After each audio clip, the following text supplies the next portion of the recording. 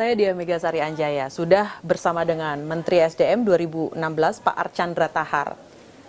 Iran, Israel, Timur Tengah seakan diciptakan tidak pernah tenang, tidak pernah kondusif, Pak Archandra. Ini yang akan kita bahas hari ini. Apa sih di belakangnya, apakah benar hanya perang-perangan atau ada sesuatu hal yang lebih, suaranya lebih kencang, lebih keras dari senjata, yaitu minyak. Pak Archandra, pertama nih Pak, dalam konteks migas ya Pak ya. Secara historical deh Pak Archandra mengulasnya, kenapa Timur Tengah dan minyak tidak pernah stabil di dunia ini Pak? Kita kembali dengan konsep energy security. Ya. Kalau kita lihat dulunya, bagaimana sebuah negara bisa mencapai energy security-nya dengan cara-cara yang kita kenal. Satu adalah lewat militer, penggunaan kekuatan militer agar energy security bisa tercapai. Dan itu kita mengambil contoh pada saat Perang Dunia Kedua, di mana pada saat itu Jerman atau Nazi yang tidak punya migas, minyak dan gas, sumber minyak nggak ada atau BBM nggak ada, sementara untuk berperang, untuk kapal, untuk pesawat terbang, untuk tank, untuk mobilisasi pasukan, itu memerlukan minyak. Kita kebayang nggak? Pada saat itu Jerman tidak punya minyak. Kok bisa dia menyerang negara-negara tetangga tanpa ada minyak? Mungkin nggak? Nggak mungkin. Maka pada saat itu Jerman punya batu bara yang besar. 3 negara yang punya cadangan batu bara terbesar pada saat itu adalah Inggris, Jerman, dan Polandia. Sewaktu Jerman menemukan teknologi coal to liquid, jadi membuat minyak sintetis dari batu bara dan membuat kilangnya, plannya itu di Jerman, saat itulah dia mendeklar Perang Dunia Kedua. Dan negara pertama yang diserang apa? Yang punya batu bara, Polandia. Tetangganya ya Pak? Tetangganya. Jadi pada saat dia temukan teknologi dan mampu menguasai Polandia, karena cadangan batu bara di Jerman dia sudah ada, tambah Polandia, maka di saat itu dia merasa secure. Ya, nah ini Perang Dunia Kedua. Bagaimana dengan Jepang? Jepang masuk Perang Dunia Kedua hampir sama. 80% impor minyaknya Jepang untuk industrinya, baik itu untuk militer, pesawat, kapal dan lain-lain, 80% dari Amerika, US impor. Pada saat dia ekspansi ke Cina, Amerika mengingatkan, jangan. Jepang tepat lakukan sehingga sanksi oleh Amerika. Puncaknya adalah yang 80% tadi di embargo. Maka Jepang menyerang Pearl Harbor. Nah, kalau kita lihat lagi, untuk mengganti yang 80% itu apa yang dilakukan Jepang? Mencari sumber minyak di luar Amerika. Kemana dia pergi? Pergilah dia, kalau menurut data-data yang ada, secara historical ya Pak? Secara historical, dia mencari 5 tempat. 5 tempat itu ada di Indonesia. 1 adalah Pangkalan Berandan, 2 Pelaju Sungai Garong, 3 Cepu, 4 Balikpapan, 5 Kepala Burung. Kalau kita lihat sekarang, kalau kita mau ke BP,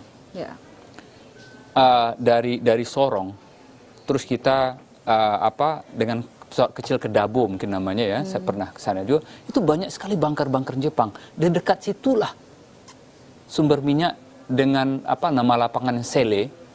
Itulah minyak yang bisa digunakan tanpa refinery, tanpa pengolahan bisa digunakan. Itulah salah satu yang dikejar oleh Jepang. Dan ini masih ada bukti sejarahnya kok. Di sana kita bisa lihat bunker-bunker Jepang banyak sekali. Ngapain Jepang ke Papua pada saat itu? Ini yang dia cari. Ketahanan energi. Nah, jadi inilah ketahanan energi dengan military. Kemudian ada lagi nggak cara yang lain untuk setelah selesai Perang Dunia Kedua? Ada. Caranya adalah politics. Oke, Pak, sebentar. Saya urutkan dulu nih. Jadi ketahanan energi itu bisa dicapainya dengan berbagai cara, termasuk militer seperti yang terjadi di Iran. Dan ya, perangnya Iran dan Israel, demikian. Kalau perang Iran dan Israel sekarang, apakah itu politics atau apakah ini militer? Nah, ini akan kita bahas dulu. Oke. Sebelum kita mendapatkan kesimpulan bahwa ini ternyata polanya adalah ini bukan militer, kemungkinan adalah politics. Ya. Oke. Nah, untuk itu kita perjalanan dulu secara historical. Oke, historical baik. dulu. Baik, kita runutin dulu deh, Pak. Tadi yang pertama adalah tentang militer, yang kedua Pak Archandra adalah tentang politik. Ini konkretnya seperti apa sih, Pak? Ketahanan energi dalam konteks politik. Dengan cara politik. Dengan cara politik. Ya. Dunia lagi. Dunia ya. Ini yang pernah dilakukan dan contoh-contohnya mari kita lihat ya. Cara pertama adalah menguasai volume atau molekul minyaknya di mana negara itu berada. Di mana cadangan itu berada di negara itu. Ya. Dan ini yang terjadi sewaktu Amerika bikin kesepakatan dengan Arab Saudi sebagai pemenang Perang Dunia Kedua. Dan ini dibahas dalam catatan singkat saya kemarin di IG, saya juga bilang bahwa dalam buku The Price itu ditulis bahwa sebagai pemenang Perang Dunia Kedua, Amerika tahu bahwa salah satu cadangan terbesar yang ada di luar Amerika pada tahun 40-an itu adalah ada di Arab Saudi. Selain Baku di Azerbaijan. Ya. Nah, di situ Amerika deal. Volume minyak yang dari Arab Saudi harus ke Amerika, in return-nya adalah saya akan jamin keamanan negara Anda. Ini dinamakan by politics, menggunakan perjanjian agar volumenya bisa diambil ke Amerika. Berdirilah itu mulai dari yang akhirnya bernama Aramco. Arabian American Company. Nggak ada Arabian, European, American, nggak ada. Arabian American Company. Aramco. Nah, ini cara pertama bagaimana Amerika mengamankan pasokan minyaknya dia. Cara kedua, mengamankan jalur transportasi. Nah, jalur transportasi utama pada saat itu, ya pada saat zaman-zaman itu adalah terusan Suez. Kemudian juga Panama Canal, terusan Panama. Ya, maka itu harus diamankan. Nah, untuk saat sekarang jalur transportasi utama selain dua itu apa? Selat Hormuz. Selat Hormuz. Maka untuk energy security by politics adalah mengamankan jalur-jalur transportasi. Yang diamankanlah terusan Suez, terusan Panama, yang ketiga sekarang adalah Selat Hormuz. Jalur transportasi. Nah, pernah nggak negara-negara Eropa mengalami krisis gara-gara jalur transportasinya terhalangi? Pernah. Sewaktu Gamal Abdel Nasser, ya, presidennya Egypt atau Mesir, menasionalisasi terusan Suez dari Israel, Inggris, dan Perancis. Krisis tuh. Maka pasokan minyak yang dari Arab dan lain-lain yang ke Eropa terganggu. Maka cara kedua by politics adalah mengamalkan jalur transportasi. Jalur transportasi relate ya ini ya dengan konflik di Iran. Nah, yang sekarang kan nanti bisa silahkan nanti dilihat di mana benang merahnya ya. Cara ketiga adalah mengganti national leadership-nya dia. Kapan itu pernah terjadi? Sewaktu Iran yang memerintah adalah Mossadegh, Presiden Mossadegh, dan Mossadegh itu menasionalisasi perusahaan Anglo-Persian. Anglo-Persian itulah cikal bakalnya BP, British Petroleum. Terusilah Anglo-Persian dari Iran, berdirilah BP. Lahirlah BP. Lahirnya BP. Kemudian menjadi presiden itu si Mossadegh, tumbang Mossadegh, diganti Mossadegh dengan Shah Iran, didudukkan Shah Iran oleh Amerika. Sampai tahun 79. Itulah mengganti nasionalisme, sehingga volume dari Iran itu masuk kemana? Masuklah perusahaan-perusahaan Amerika di Iran. Ini cara ketiga. Mengganti national leadership. Ya. Ada cara lain, Pak? Cara keempat by politics itu adalah mendestabilize kawasan. Kawasan itu tidak boleh stabil. Nggak boleh damai. Nggak boleh damai. Kenapa? Ini juga bukti sejarah. Kalau kawasan misalnya di Timur Tengah itu damai, national leadership mereka pernah bikin susah negara-negara maju. Contohnya, Pak? Satu, yang tadi terusan Suez dinasionalisasi. Yang kedua adalah sewaktu perang Arab Israel tahun 73, Yom Kippur, ya. Raja Arab yang tadi Aramco memproduksi minyak, sekarang Amerika diembargo tahun 73. Apa yang kejadian? Kucar-kacir Amerika terjadi krisis energi di Amerika. Sangat susah Amerika waktu itu. Kita lihat foto-fotonya. Bagaimana antrian di pom bensin dan lain-lain. Maka pada saat itu yang dinamakan dengan Arab menggunakan oil for weapon. Jadi minyak ini digunakan untuk senjata. Nah, untuk itu di dalam buku The Price itu juga disebutkan, kalau begitu Amerika mengatakan kalau negara Arab punya cash yang banyak, maka cash ini harus digunakan untuk membeli senjata. Ya. Nah, dari situlah kalau tidak mau terjadi krisis energi di Amerika misalnya, dan sudah pernah terbukti dan tidak terjadi embargo ke sana, ada teori mengatakan bahwa harus tidak stabil di sini. Destabilisasi kawasan. Destabilisasi kawasan. Baik, saya akan kembali setelah jeda berikut ini.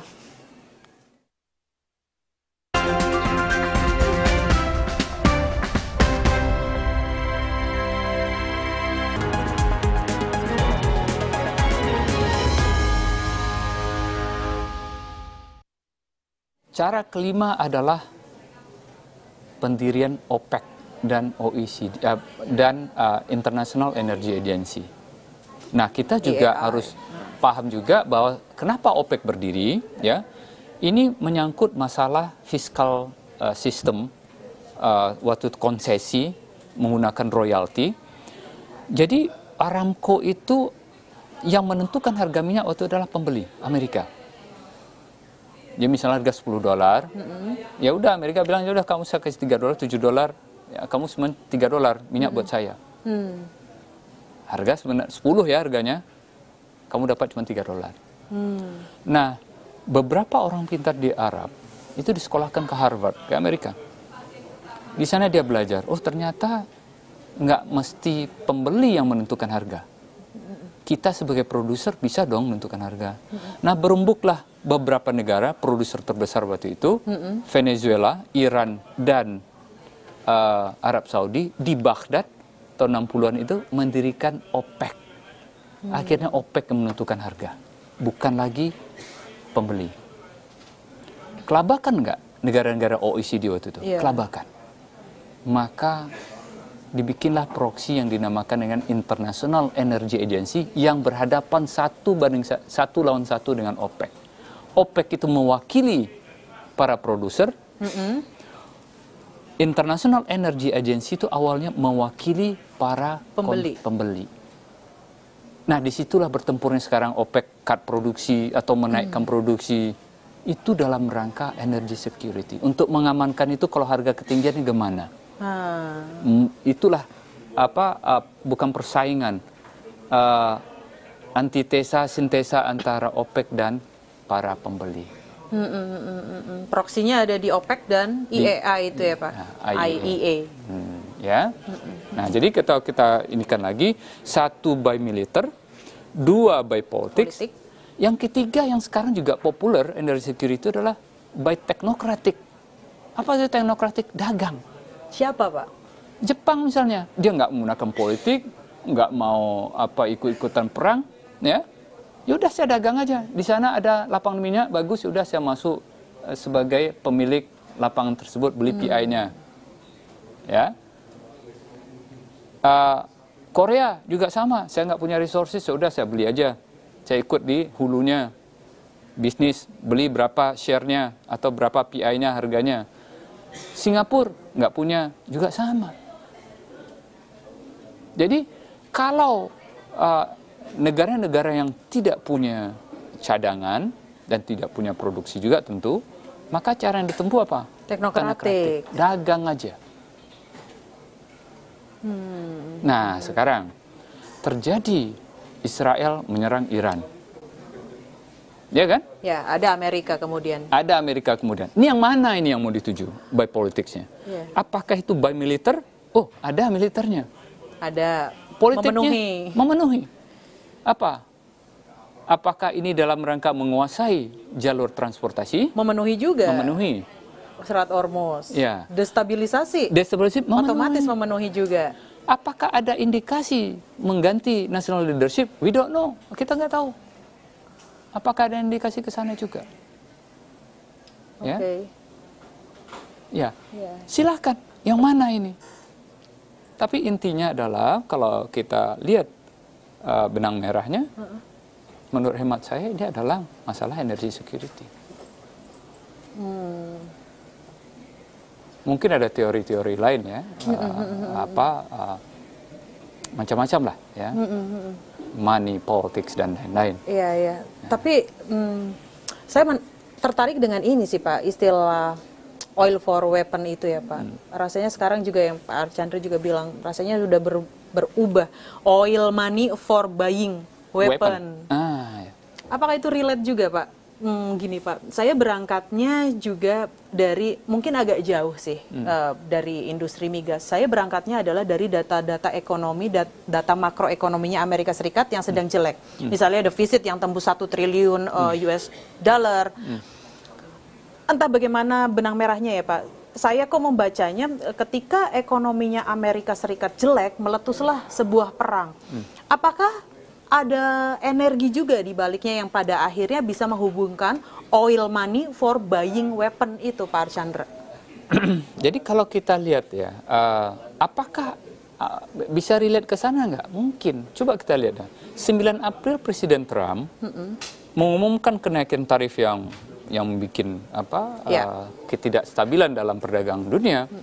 Apa akibatnya? Harga minyak turun ke level 60-an.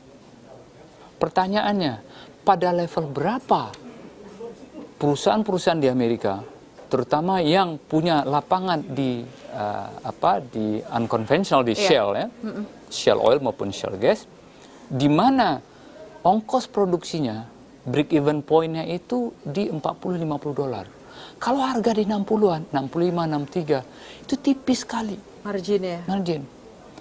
Maka mungkin nggak ada usaha-usaha setelah tarif ini, dan kita nggak tahu ya, kita tunggu nanti 9 Juli ya, Juli. 90 hari ya, 90 hari apa yang akan terjadi. Mungkin nggak harga itu naik. Nah, salah satu cara yang paling cepat untuk menaikkan harga, mungkin dicoba ya, apa tadi energy security tadi? By politics. By politics. Mungkin nggak dengan Israel menyerang Iran, harga minyak naik? Mungkin terjadi. Naik dari 63, 64 ke 76, 77. Lebih dari $10 naiknya. Dalam waktu beberapa hari. Pertanyaannya, apakah naik ini berkait? Belum tentu. Karena suplai minyak itu tidak bisa serta-merta. Demand naik juga tidak bisa serta-merta. Iya, butuh waktu. Butuh waktu. Masa ya dalam sekejap karena perang ini naik harga minyak karena supply demand. Tunggu dulu. Oke. Yang mungkin terjadi adalah persepsi dari para trader. Ada kemungkinan supply terganggu, oleh perang ini, apa suplai yang utama adalah jalur transportasi. Selat Hormuz tadi ya, Ya. dalam konteks Iran. Bisa jadi adalah antara Israel dan Iran, ini dia menyerang nggak sumber-sumber hulu produksi atau kilang-kilang yang ada di Dua wilayah ini. di wilayah. Kalau itu tidak diganggu, So far tidak sih, Pak. nah selama sewaktu saya menulis kemarin minggu lalu sampai itu rasanya belum, hanya kecil-kecil lah impactnya ya. Ya.